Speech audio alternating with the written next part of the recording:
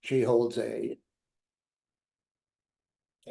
in psychology, criminology, and gerontology, and works in community education, in particular, enhancing public awareness of elder abuse. So welcome, Rachel, and I'm not sure which of you is going to start, but whoever it was, you're on. Thank you, Larry. You'll probably have to speak quite loudly, I think, too. Okay. Well, thank you so much for having us here today. We had quite a lengthy presentation, so we might have to skip slides as we go, just to make sure we're in the allotted time. And as I mentioned, please ask questions throughout. So this is our agenda for today. Again, we might have to change it just slightly. We're gonna skip the SAGE video, but I'll email that out after. We're gonna do a little bit of a knowledge, true or false. We're gonna talk about ageism, elder abuse, scams. So what is what is elder abuse? What are some of the signs, barriers to disclosure?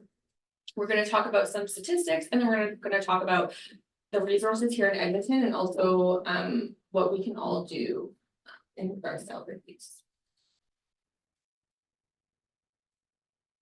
Thankfully, you guys have the benefit of already being at SAGE, so you're familiar with at least some of the programs here. We'll skip that one today. I could just give you the mouse. That one makes more sense. Oh.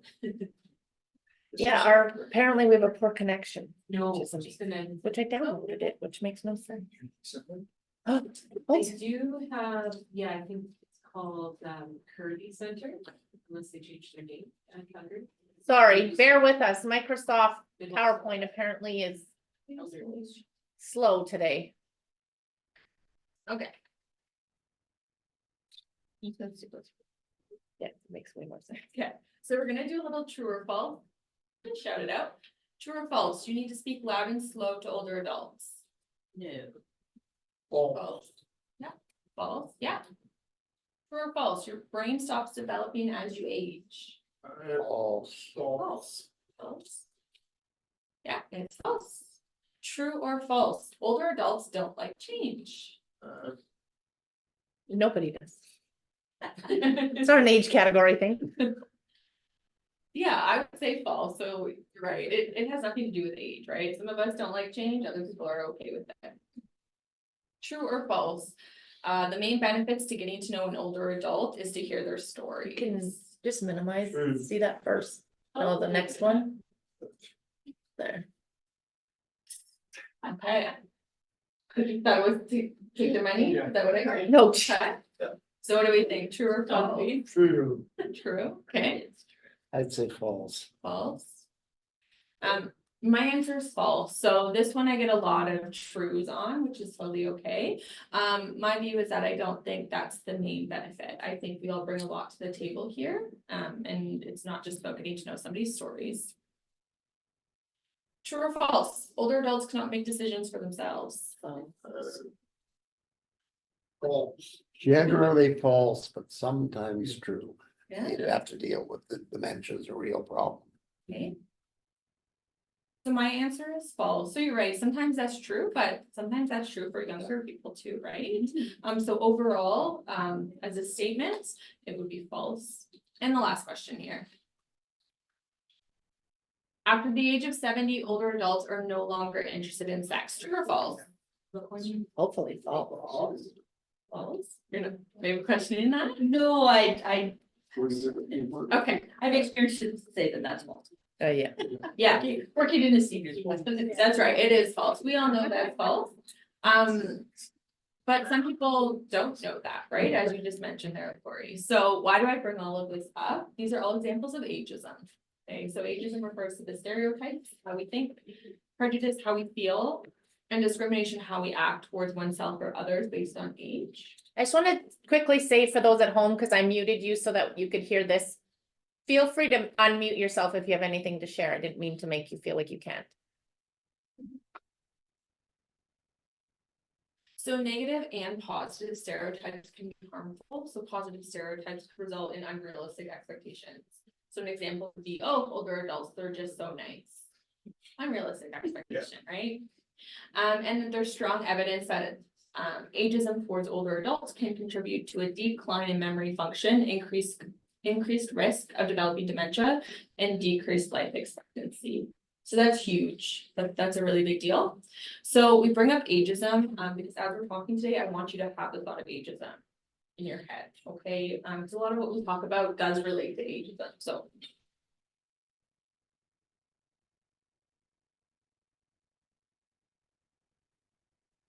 Okay, and then these are just some real life examples of ageism. These are greeting cards that were found at a store. So, you know, a big button TV remote, a practical purse. It can't be a nice purse. It has to be practical. Blood pressure monitor, Botox, because we always have to look the best, right? Congratulations, you're now old enough for senior moments. I forget things. I don't call them senior moments, you know, we all just forget things.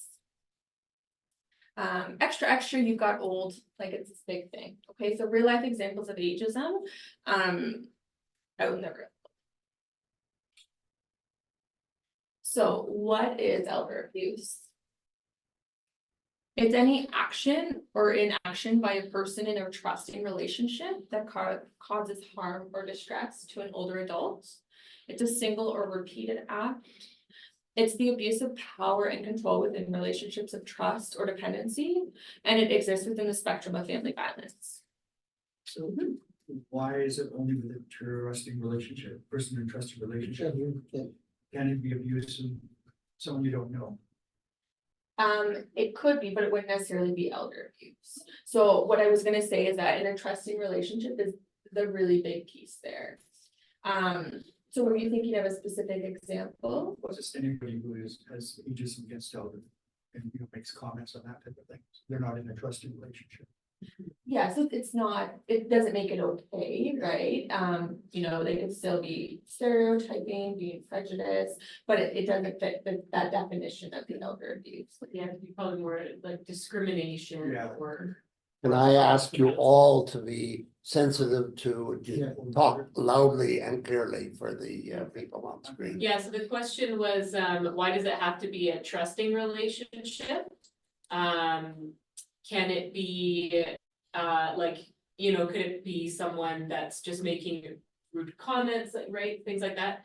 Which would be more along the lines of harassment or discrimination, so like, you know, if you're at a hospital, because I've seen this happen, where you're at a hospital and it's like a father and daughter, and the doctors and nurses only talk to the daughter, even though the father's the one that's in the hospital and has the medical concern. That would be a form of discrimination. Although it does definitely have a link to, you know, the causes of elder abuse, but yeah, for elder abuse, we look at specifically within those trusting relationships.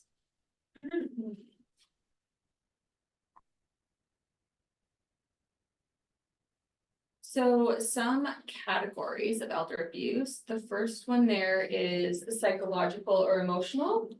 So think intimidation, threats, things like that. Financial abuse, so the misuse of someone's funds or properties. Or like abusing someone's power over to. Yes, abusing someone's power of attorney, that is huge for sure, yeah. Medication abuse, so over medicating or under medicating. Physical and sexual abuse, we know what that is, I won't go into detail. And then there's neglect, the failure to provide basic needs. So you have passive neglect and you have active neglect, so I'll give a difference or an example of the difference. So passive neglect could be, maybe I'm the caretaker for my older mom and she needs you know, to make her 3-month checkup with the doctor, and I am just tired. I'm tired with my own life, with my own health, with my family, with my kids, with my work, and I'm just so exhausted, I don't have the time to make her a doctor's appointment. Okay, that is neglect, right? I'm withholding her from that doctor's appointment. Active neglect would be same thing, I'm the caregiver for my older mom. She needs her 3-month doctor's checkup, and I say, no, you're fine. I know you better than anyone else. You don't need to go to that doctor's appointment. Again, neglect. In both situations, I'm withholding her from medical treatment. The active piece with me saying, no, you cannot go. I am actively making that choice to withhold her. The passive piece, while it's still neglect, There's no ill intent there. Okay, does that make sense? Yeah, it does. Yeah.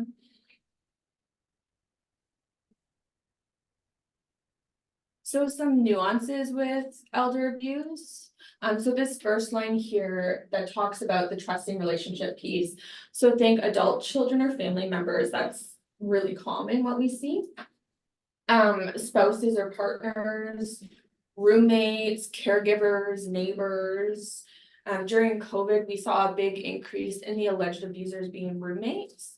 And that's because with COVID, uncertain times, we didn't have as much money, you know, so older adults would bring somebody into the home to help pay the mortgage, plus somebody to hang out with, because we were all isolating. And so during COVID, there was a big increase of roommates being alleged abusers. Abuse can happen in a retirement home with paid caregivers, and often that's what we hear about in the news. But it happens a lot of times behind closed doors in our homes with our own family. But of course, we don't hear about those. Financial and emotional abuse are the most common forms of elder abuse that we see. There's no duty to report in Alberta. Yes, there is, if it happens in a care home, In a government funded Yeah. care home, yeah. yeah, But there isn't for the general public. Okay, so that can be shocking to people, and like people are like, well, why not? But let's go back and think about ageism for a moment here. You know, if another adult was experiencing abuse, there's also no duty to report, right? But people think, you know, with older adults, we should have to report, but at the end of the day, we all can make our own decisions. So it can be shocking, but if you relate it back to when is there a duty to report? With children, right? There's no duty to report once you become an adult. Yes. So people can think, well, if there was a duty to report with older adults, we're thinking of older adults as children, people who can't make their own decisions or can't speak up.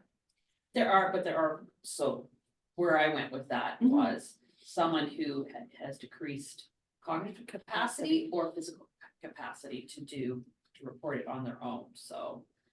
Like a vulnerable senior, more so than your average active adult, right? Yeah, and of course, there are gaps 100%. So yes, if someone is in a government funded care facility, there is that duty to report. There's protective persons for. Protected person. Thank you. Who- Who's the duty incumbent upon in the setting of the government funded care home? Any witness of the abuse. Anyone in who theory. knows like the kids and knowledge Yeah. of it, you need to report. Yeah. But with regular citizens, there is no duty to report. That doesn't mean you can't report, that doesn't mean you should not report. There just is no duty to report. And then most forms of elder abuse are not actually criminal in nature, which can be a big hurdle. Even something like financial abuse, you know, if I give somebody my bank card and they drain my bank account of money, that's not criminal in nature, right?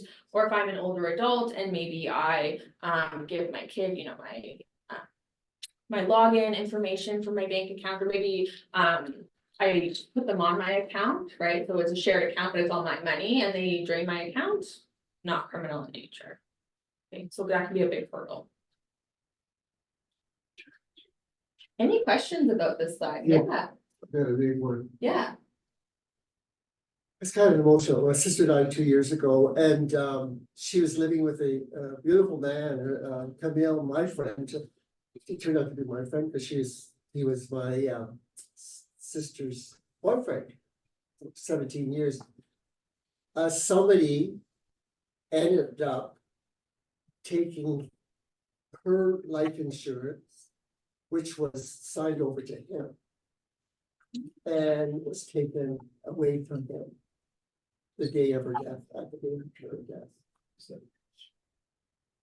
So is that a? And definitely something, it sounds like something that should be. Like a chargeable event. It's the, I don't know how much it was, because I'm not that, I didn't want to get into the money part of it. But the person demanded him to take, to stop you can't take that insurance policy.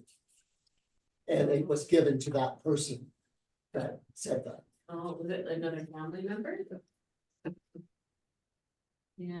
It was his spouse, their spouses, Mhm. not legally, but she was in her apartment and he was in his own apartment. Mm. But they were lovers for 17 years Is that abuse? and it's not abuse. Yeah, that's- I mean, it does sound like, yeah, it was someone manipulating like a situation in a relationship to get financial gain. It does sound like elder abuse, yeah. And it also sounds like, you know, although ethically, I would say it should be able to be criminally charged. Probably not legally, because Well, And sometimes well, it comes down to whose name was on the policy, even though it might have made the Yeah. most sense that it went to the partner. If for whatever reason your sister had, It's all legal, it's all legal, it was his fault, they both had a policy each. It's illegal. But because he was just her boyfriend, the person thought that he didn't deserve that. And leading up to that for about 10 years, it was manipulating the person to get ready. You're gonna be passing away, you're a smoker, you're a trouble in the town, you're this, that, and the other thing, and it ended up that he didn't get nothing, but he was the caregiver. He was a caregiver for her. It's not, she loved them. They loved each other. And so anyhow, that's Yeah. a real, I think I asked the lawyer here about 9 weeks ago. I asked the lawyer that came in here and she said to go see her, but it's got nothing to do with me. It's none of my business, but it's something that I saw. Right. yeah. Are the people directly involved, any of them still alive? Because if so, they should consult a lawyer and get this. Yeah, he's 80, he's Well, 87, that's not a reason not to Right. consult a lawyer. but he's 100% French. I have a difficult time. That he needs to find a French speaking lawyer. Exactly, yeah, but I don't want to get involved, right? But I just wanted Yeah. to throw this up. This is it's abuse, but you were saying something that it's not, sometimes it's not abuse. Yeah, I mean, this like, yeah, it sounds like it's very complicated. And unfortunately, we have had cases like this. Yeah. Every once in a while where, yeah, it's like. Usually the adult children don't feel that this second relationship that's not their parent should be entitled to anything. It's purpose scenario. It's- Yeah. well, The sometimes, insurance company wouldn't pay out No. unless the person's name is on Yeah. the insurance policy. Something, there's something missing there. and sometimes if it's coercion and it's kind of mental manipulation, not good, and it is abusive, but it doesn't mean it's Yeah. illegal. yes. That person chose to make a decision, might have been a poor decision, they might not even been in the right capacity to make that decision.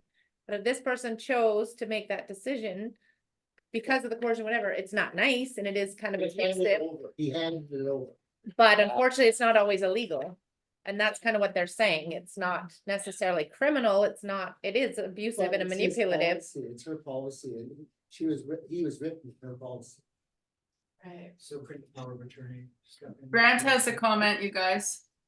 Oh, sorry, I have a sort of general question. Why is interfering with somebody's medication or medical appointments not considered criminal? It's life-threatening, is it not? Potentially, yeah. It can be criminal, sorry, I shouldn't answer, but depends on the case, it can be criminal. I think they usually, depends on if the person dies or not, unfortunately. Yeah, so like, we don't know the criminal code, like that's not our area. Oh, fair enough. I'm assuming you're talking about the examples of neglect. That's just two examples, the difference between active neglect and passive neglect. I know it certainly can be like, because there was a case recently, I think, where the husband of a person was convicted of manslaughter because his wife had fallen and she was on the floor or something, and I think it was she didn't want help up and she didn't want him to call 911, so he didn't do that, and she ended up dying because of that. because of injuries from the fall, so then. Although he was respecting her wishes, it. Then did end up becoming a conviction of manslaughter, so. Sometimes it does, but usually I think the issue is that police don't know about if you're being abused by medication. Right. Until It's it results reported. in. It's hard hospitalization or death, Mhm. yeah. Okay. That's good, thank you. Mhm.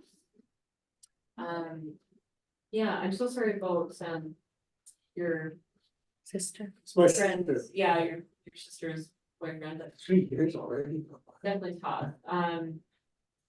It would be something to possibly look into if there was like threats and things used, like if there was like lots of harassment.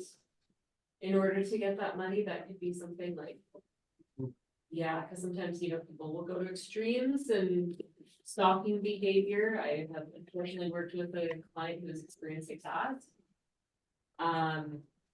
So it may be something that may be criminal, definitely a lawyer would be good to look into that. What you may simply be dealing with is bad judgment, and judgment is not criminal, and it isn't even neglected, just bad judgment. And if people make a decision, even if it's a bad one, if they're competent, they've made that decision, and there's probably no. Yeah, No that's gain, exactly so- it, Larry. I think you hit that pretty good. And I talk about that more too, but you're absolutely right. We all have capacity until proven otherwise. We all make decisions, I'm sure that people don't agree with, but at the end of the day, that is our own decision to make.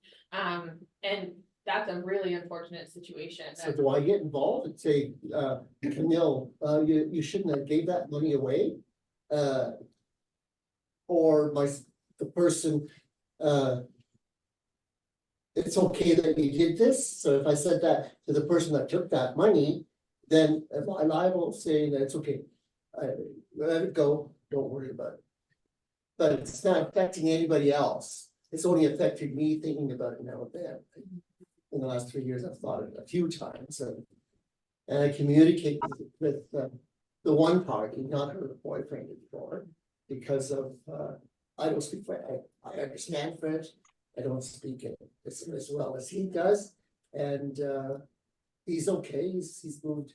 Well, he's moved on, I next- think you're okay to move on. Yeah, Pretty sure you could. yeah, I think it is, they Yeah. took him on the main street, make a nice little place, that he's living there, he's comfortable, and I I can't said. imagine that you'd be liable. You say, No. would I be liable? I can't imagine that that would be the Yeah. case. But they're spending the money now. Can I ask a question? If somebody reports elder abuse, can they do it anonymously?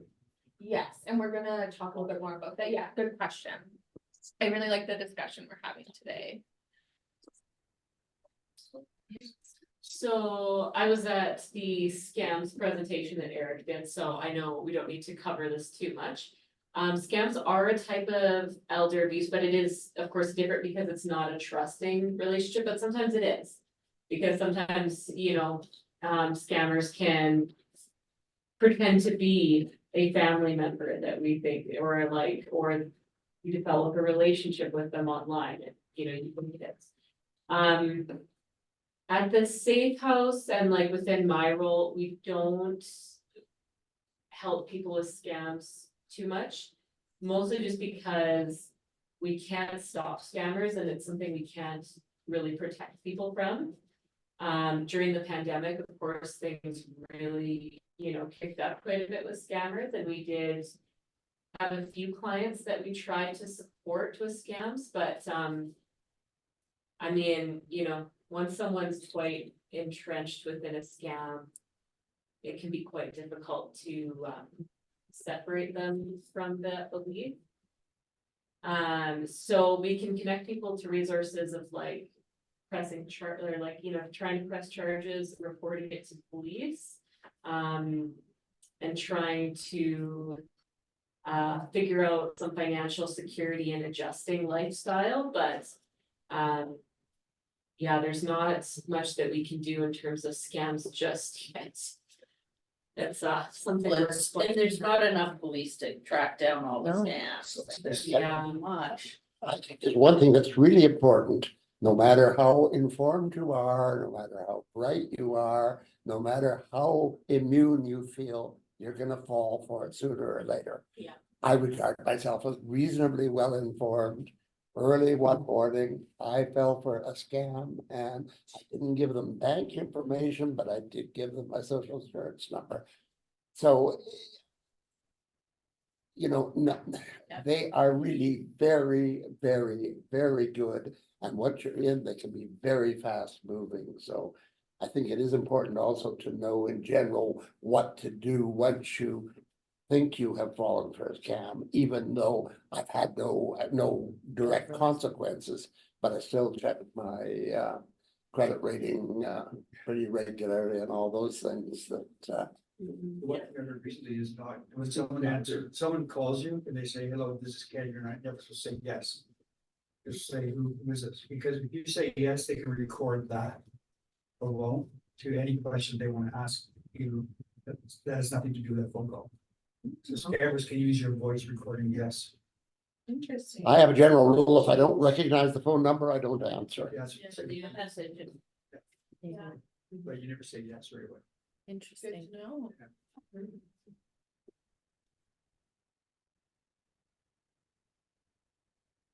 So contributing factors why somebody might be abusive, I'm not gonna go through this whole list.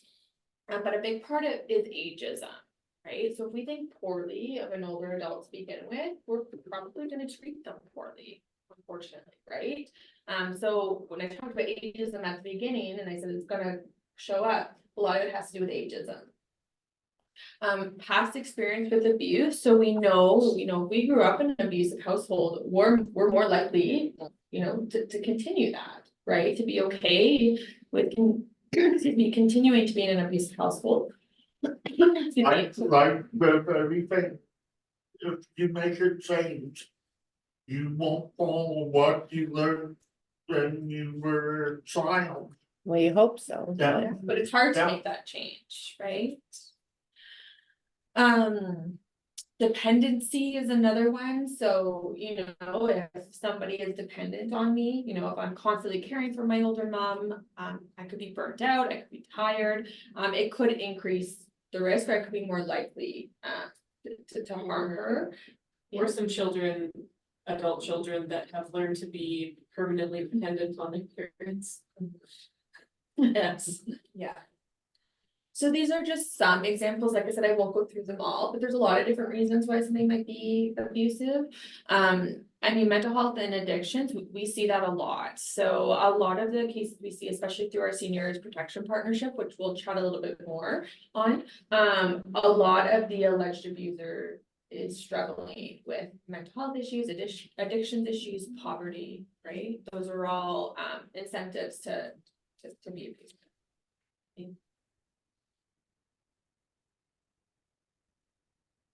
So these are some of the barriers to disclosure, like why people might not come forward about experiencing abuse. Of course, the biggest one with elder abuse is love, because it's often someone that's close to them, could be child, grandchild, niece, nephew. You don't want that person to be in trouble, and especially, if it's your baby, you've raised them. You don't want them to be in trouble with the police, that will screw up job opportunity for them. With that, we have also found, cultural factors, like, have been a big thing, and I think that's even probably relevant for this group. I know for myself, being a lesbian, I wouldn't necessarily feel safe going to a women's shelter. Because it would feel just so off being with, women who were abused by men, and so many of the questions, even within domestic violence and stuff, is it's always like, he did it to her. Like, it's very gendered and things like that, so that can have a huge effect, and even, there's expectations within this community too, like, to admit that you're being abused by your partner. can be quite detrimental to your friend group, your chosen family. So many factors like this. So at the Safe House, we do try to work on as many barriers as we can. So one thing is we don't require anyone to go to police. We do work with police with the Seniors Protection Partnership, but that's purely just to get information about safety, but we don't require anyone to press charges. If they do want to press charges, we can attend court with them. That's part of my job. And walking through with them. We also don't ever have the expectation that someone is going to cut their family member off, especially if it's their child. What we try to do is work with them about, okay, what would be a safer way to do this? Okay, maybe your child, they can't know where you live because they have a tendency to come and just live with you and use drugs and alcohol there. So maybe instead you go out and meet with your child at the mall. Or if it's, like you want to be able to support your child financially, maybe setting aside, looking at a budget and figuring out, okay, $200 of what you can afford to give them every month, and once it's done, it's done. Things like that. We do also try to even just make sure that someone isn't needing to be as dependent on a family member, because you can't always, especially right now, finances are so tight and it is so hard to get affordable housing. So it's very often not an option to not live with your adult child or other family member or a roommate. So then, we look at trying to make some kind of contract about what's expected of each party, like what kind of cleaning is expected, what finances are expected of living here. And then also making sure that that person isn't dependent on their child for rides, or they aren't dependent on this person to get their medication things to be delivered. And try and just even things out as much as we can.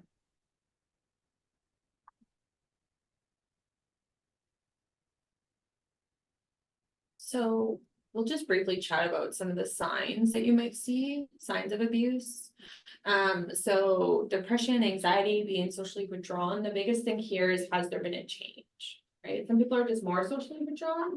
That's okay. But if there's a change that happened, same with change in behavior, hygiene, or nutrition. If there's been a change, the biggest thing is, okay, what's going on, right? What happened to make this change? Right, and it could be something innocent, or there could be a little bit more going on there. Fearful around certain people, unable to meet financial obligations, i.e. unpaid bills. So as I mentioned, financial abuse, one we see often. Some people naturally just maybe aren't the best with money, and that's okay. That's how some people are. But It's sort of okay after you really run out. yeah. If that's how you said that, no, we're not here to judge, but the biggest thing is if there's been a change, right? So, maybe your hot water tank goes 1 month and then you're unable to pay your bills. That makes sense. That was a really big expense, right? But if there hasn't been anything big, why are you no longer able to pay your bills? There was a video that the government did, and I'll send that to you, Rachel. It was about Grace's story, and Grace, her face is blurred and her voice is skewed, but she talks about how she was meeting with a friend one day and she told her friend that she couldn't pay her bills. And her friend's like, what do you mean you can't pay your bills? So they looked on her online banking and they found that all her money was gone and her son had taken all her money. So just the simple fact of Grace telling her friend, I can't pay my bills, her friend was like, hold on, what do you mean? Let's investigate further. Okay, so not just taking things at face value, but what is the change here? What has caused this? Unexplained injuries or frequent falls. So a couple things could be happening. And so are they falling more because their medication has changed, right? Is there something going on there? Are they falling more because maybe the house or the room they're living in is a little bit hoarded? Okay, is there something more there? Are they actually falling more? Or is there something else going on? Okay, so really it's meant to, what's going on here? Don't always take things at face value. You can ask questions, and we'll talk a little bit more about that. Okay. One other important item there is, how much are they drinking? there could be I lots of live, bottles. I live in a place where we collect bottles for the resident council to return. And it was startling on particular floors, the number of empty bottles of white wine that appeared. So I think it's really is important to remember that the person themselves, or they're maybe trying to medicate their social issues with booze in particular. Absolutely, yeah, so just, yeah, ask more questions, right? Yeah. Don't always take things at face value. We did have a video, but again, we're gonna skip it for the sake of time, but I'll send it out to Rachel. I think it's a really good video to watch. It's a 6-minute video, 3 different scenarios of different types of abuse. Okay, There's no physical abuse. no physical abuse, no sexual abuse shown, but trigger warning, of course. So if you have time, I encourage you to watch that later.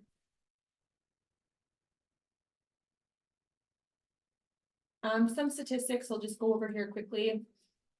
They say about 1 in 10 Albertan seniors may be a victim of elder abuse, but less than 1/3 of cases actually get reported, so it's really hard to know what those numbers are like.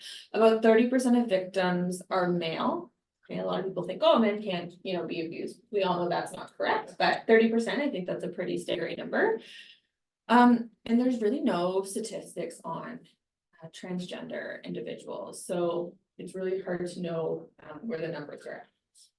What's the statistics for the LGBTQ community? They don't exist. Yeah. No one's done this. So no one's being abused, that's great. Yeah.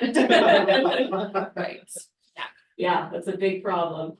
yeah, As so many things with the community, there just is no data because there's no basic data to define the community. Sure. Yeah, exactly. So now some things that you can do, because any of us could be a witness to abuse. The biggest thing is to ask questions. One simple question is like, are you feeling safe at home? And I mean, kind of, you can ask a little bit more about what's going on, especially if you notice this person has recently moved in with their children or another family member, a roommate, or they've taken someone in. Oh, how's that going? How's so-and-so? Are they working? Things like that. The biggest thing too is to go about it without judgment, especially if that's someone's baby. They're going to be defensive, so, don't go in this like, what do you mean they're not working? They don't have a job, like they're 40 years old, like, so instead be like, oh, how come they're not working? Have they tried to come this, like more casually and like, especially too, because if it's, someone's baby or their partner or whatever, like they've, they highly value this person. And if they raise them, they can take that personally too, that you think this person is so bad and I'm the one that raised them. What does that mean? You think of me? You're embarrassed. Right? And offer assistance in even just making a phone call. So if you're concerned, you can even be like, you know what, this just doesn't quite feel right. Would you be okay if I make a phone call with you to Sage or to Elder Abuse Resources or something like this? So that they don't have to do it alone. You can offer to talk with them if it seems to be a criminal charge, or offer to talk with their relative or whoever might be harming that with them. Something like that. Whatever seems safest for the situation and makes sense. Usually what I would do too is, if I'm feeling that something needs to be reported, I'd be like, this is really concerning me. I'm gonna be making a phone call. Do you want to be part of it with me so that you know what I'm saying? So then you're giving them the choice to be part of it and you're letting them know it's happening.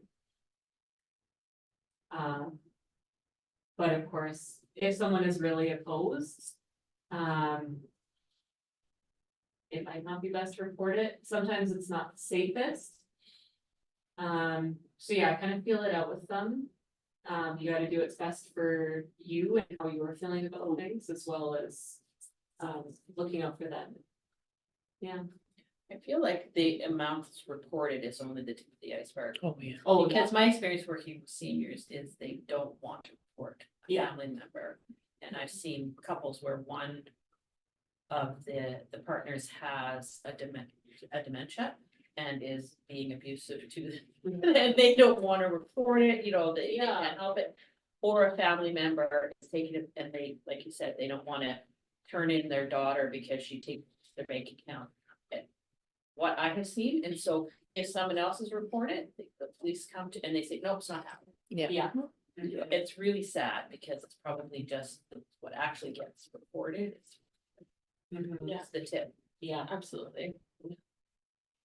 See, to me, the one circumstance that I know, which was very much as you were saying, where one individual was certainly had dementia, but probably also was being abused, but it was very, you really couldn't sort it out. But the long-term consequences in that whole circle of friends and so on, all the dynamics switched, and people ended up taking sides on one side or the other, and that really made it very difficult, I think, to And that notion, handle on the long term. that notion was till death do us part. Yeah. Right, and a few times the you know, the spouse or partner said, I'm not reporting that, it's, you know, this is my love. It's scary. Yeah, I've worked with some cases like that too. It has to be handled very differently. Yeah, it's more a matter of like, let's bring in these supports, cause like, yes, of course, that's not the person you married. That's not who they are, but it's also not okay for you to push or yell at.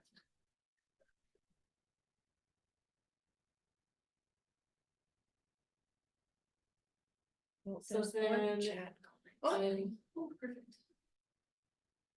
the audio is great, Oh, but good. wonderful. Thanks. Perfect. So I also wanted to check with you all if you have any tips for how we can do better at the Safe House too, because we don't get a lot of people from the LGBTQ community, but we know that. Hold that thought, likely go to not- screen share. So that's part of why I visit these groups as much Oh, as I literally. can and join Edmonton Pride Seniors Group. I see, sorry. But if there's any advice you guys have for us, we will gladly take it.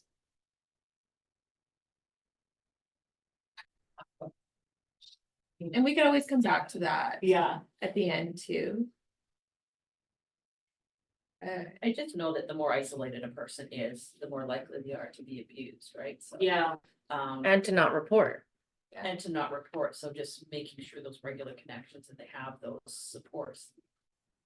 You know, there's maybe a totally different topic, but you know, neighbors who yeah, who were abusive to you because you're gay.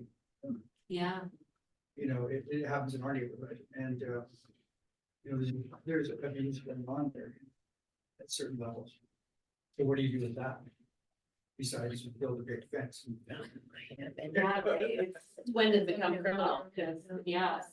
And it totally depends on the police officer you get, because sounds like a hate crime to me, but depends on the police officer you get, what they'll Yeah. say, which is. He didn't physically hurt you, Yeah, but it's changed now in the last year, it's So you changed. threaten to That burn a house. it's abuse, That's it. it's Yeah. mental abuse. And he says that the police I call the local area with us. Anyhow, I called him and I said, I was threatened by my neighbor, and he said, what color was it? That's What? the police was. What? Yeah. What?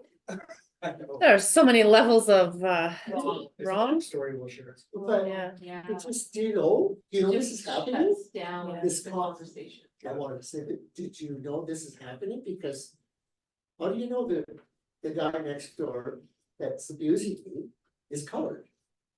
What's not even about It's that.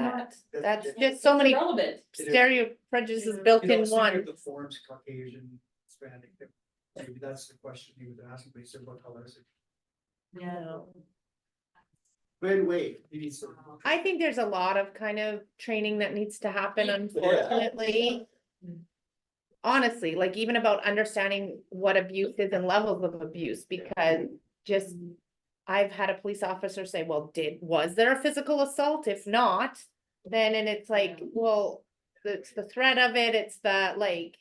And a judge's answer was no, the threatening, that like all these things that. And yet the police officers themselves.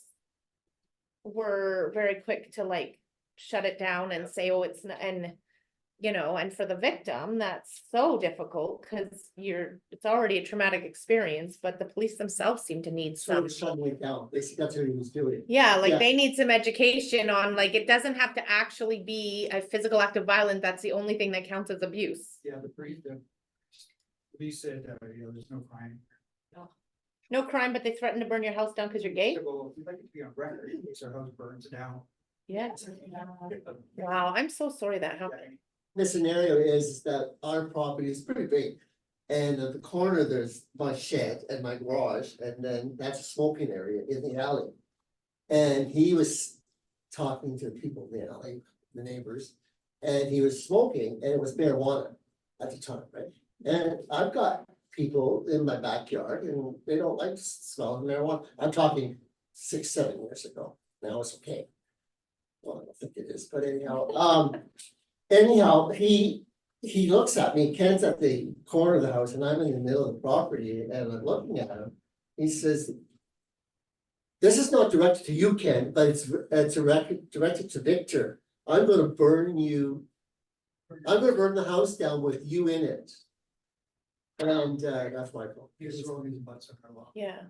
But it I'm was- very it sorry was that the because- police's response, the neighbor shouldn't do that in the first place, but the fact that the police response was so We know. I was just dismissive. protecting- I was just protecting burning the alley down with that part, right? And then he comes to the front of the house and comes to on my property and starts pointing his finger at again. I mean, there's a few incidents, but when I call the police, it's the auxiliary cop, I think it was, in town. And I'm all the way beside Westmount. There's a Doesn't matter who it is, Yeah. that's a terrible reaction to a situation, Yeah. that's not But he okay. apologized 3 years later, he looks over the fence. And he goes, looks at me and says, I apologize, Victor. He's trying to solve. But beyond that, the person that should be apologizing and hopefully learning and growing is the It's a police police. officer, because that's, But then there's Anyway. great district police and. well, that's what I'm saying, right? But they have apologized for that, what happened. The police now. The chief or whatever. Yeah. Well, you can apologize, but that doesn't mean there's actual systemic and individual change, that's the thing, and the individual that's interacting and having these situations as a cop is the. You know, how likely are you to report again when that was your experience? Yeah. You know, And my house was the ugliest house on the street.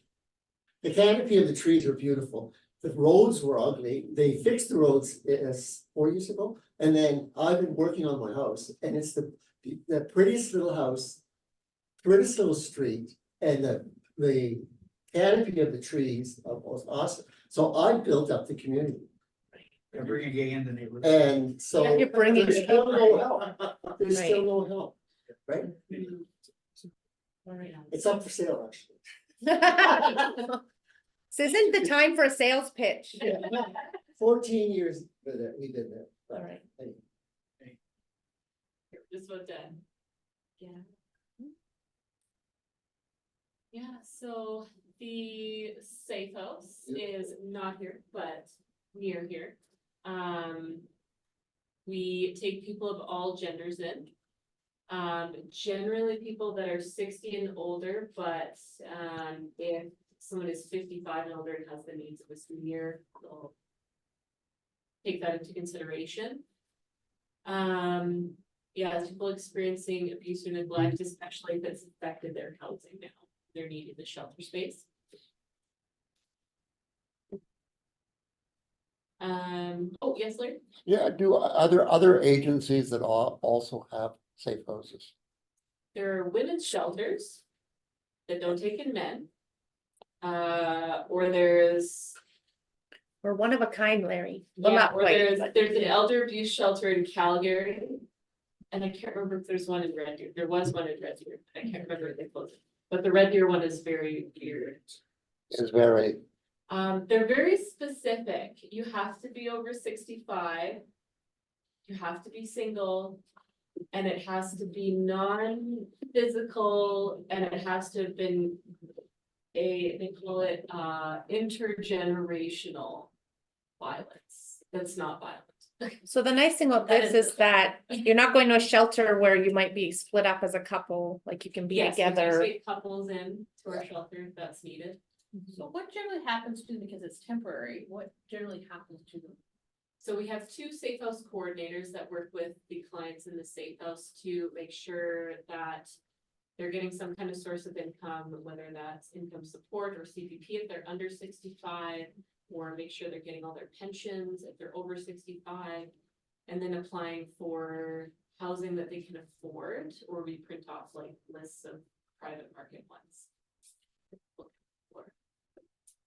And then also any other kind of follow-up things, like if perhaps someone hasn't been to the doctor in years, they can, help with getting doctor secured, and transportation, whatever kind of goals.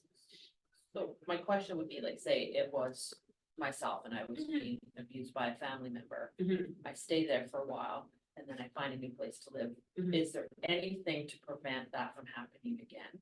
You know, that the family finding you and then, and what is your experience? Does it repeat? It often does, cause yeah, it's tough, so we do have a group that we offer at the shelter called Seniors Overcoming Abusive Relationships, where the goal is kind of to discuss things like setting boundaries and self-confidence and things like that to kind of counteract of, like, if you have, healthy boundaries with your children, maybe that can kind of prevent some of the abuse. There are follow-up coordinators as well. Yes, we that- do have a follow-up coordinator for after people leave the And abuse. do people ever get like a legal where they cannot contact? Where, let's say the son is no longer able to contact, get what it, often in a domestic abuse. There's usually emergency protection order or restraining order. If and that's if the person is getting it themselves. If the person isn't getting it themselves, police can issue a no contact order. questions on the, Oh, yeah. Not usually people that stay in the safe house. Part of my role is I work with people in the community where either the safe house doesn't work for them, or if they're on our wait list, and in those cases, there are a few more times that we will get the restraining order, emergency protection order. But the court system does not make it very nice and easy, and it's a full day process of go here, sign that, get that paper, deliver it there, then go to that courtroom, then go to there, then you need to deliver it to the police. So that's my job, to help navigate that and do the running around. But again, the person themselves has to want to press the charges. Like, we can't Yes. force it upon them, and not many do. Absolutely. And there's ageism within our court system or justice system and our, yeah. well, And if people are moving into, if from the safe house are moving into like Vista or GEF. What those two properties do is they ask for information about the abuser, they ask for a picture. So that they know this person is not allowed to show up here, and they usually have it as part of like the lease agreement, so it's sort of like. You can literally tell your children that they can't come here, they literally signed a lease saying that they can't bring this person here, so. That can sometimes offer a bit of protection, hopefully. well, thank you both very much. We are at noon. Is there any important slides left? Like, we can go for a few more minutes. I think this session could be 2 or 3 sessions. I know, There's right? There's material that It's really valuable, so I'm just suggesting that you. A I'll follow-up? happily come back and let's talk about my job. There's definitely lots that we could say, and as you saw, we skipped through some slides just to. Yeah, we'll the finish time. with this one, because this one is, so if you need to report abuse for someone else, this would be the number to call. If you're reporting for yourself or you're reporting, like, so at the safe house, we don't take third party referrals. So we ask that the person calls us themselves, so we do have the information in here. But if the person is not willing to call themselves, then you can do third party. This number. Yeah, so a couple things, 'cause I know we're at our time. Of course, you have the Safe House brochure. If you have our Sage directory, and if you don't, you can always grab them here. The resources for elderly start on page 20. If you want more info, that is not the directory. Sorry, No, that's okay.